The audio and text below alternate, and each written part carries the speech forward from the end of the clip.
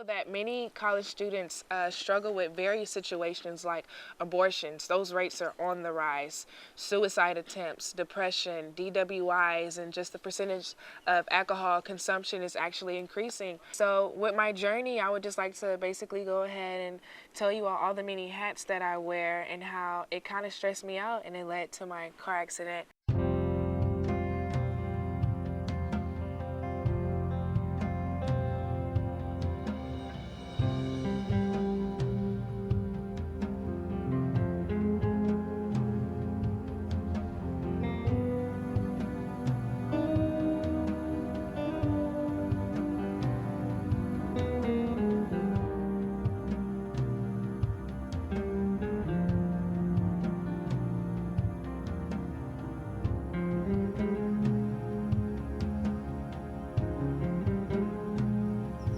On Friday, April 4th, 2014, I was involved in a near fatal car accident that completely changed my life. I mean, I pretty much remember being on my way to school and I was about to turn left into Concordia University Drive when I was struck by a Ford F-250 carrying his whole pretty much lawn mowing equipment on the back, and from that point my car flipped twice. It shattered all my windows. He was going at least 65 miles an hour, so immediately my keys were knocked out of the ignition. It pretty much totaled my whole car, and when it was happening I was experiencing what some might call deja vu. As my car was flipping, as I could hear the windows shattering, as I could see, just everything around me slow down, I remembered having these nightmares in the past couple of years now, and I was actually living those nightmares through my car accident, and it was so crazy. And to be honest, I didn't know if I was going to live or not because I never got a chance to see how my nightmares ended. And so I just remember praying as everything was happening, and immediately he hit my gas tank. So my gas tank ruptured. My whole car began to be covered with gas. And the scary thing about it was I could smell the gas. I started to panic, and so I was trying to get out my seatbelt. Once the car finally stopped flipping, I was like at an upside down tilt position, and I could not get out of my seatbelt for the life of me. I was freaking out, and so I started to pray, and eventually my seatbelt let me out.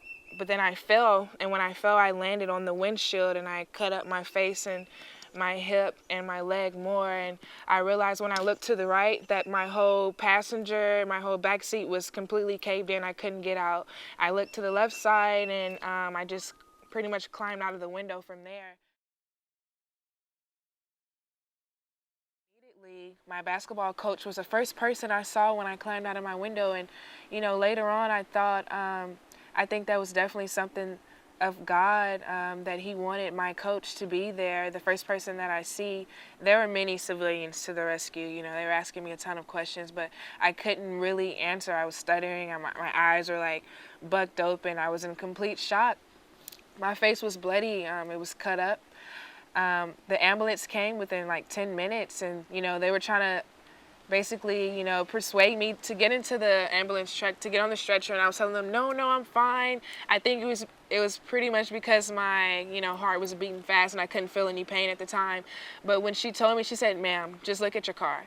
And at that point, that was the first time I turned, and I looked at my car, and I just immediately began to break down because I looked and I realized, I was in there, and I've really could have been killed. It's nothing but the grace of God.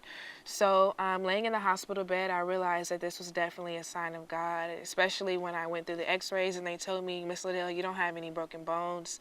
And even when I had to leave the hospital in a wheelchair, it also made me realize that I could have been paralyzed. And the Concordia family, they were so loving. They sent out updating emails on my current condition.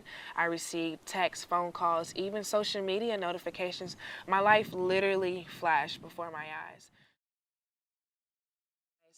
And thanks to the grace of God, I'm still here. So I wanted to share my testimony to save other college students' life who might be on the very edge due to experiencing a lot of stress. So hopefully, you just open up your heart and you can relate and receive this message. This message can basically go to anybody, any independent college student trying to support themselves, people of all ethnicities. If you have a relationship with Christ but you might have veered away, students who work part-time, full-time, and also take a lot of hours in school.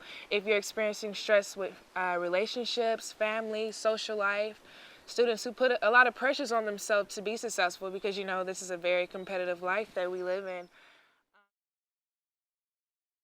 Keep God first, you know.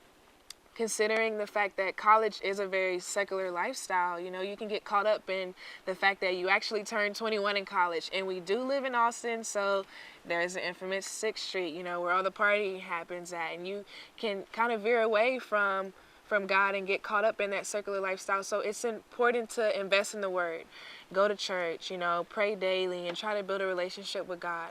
Walk with Him and listen for His guidance. And that's something that I really have been trying to do. I did kind of sort of veer away from it. And like I said, God is a very jealous God. And so maybe you know, after my car accident, I thought about it.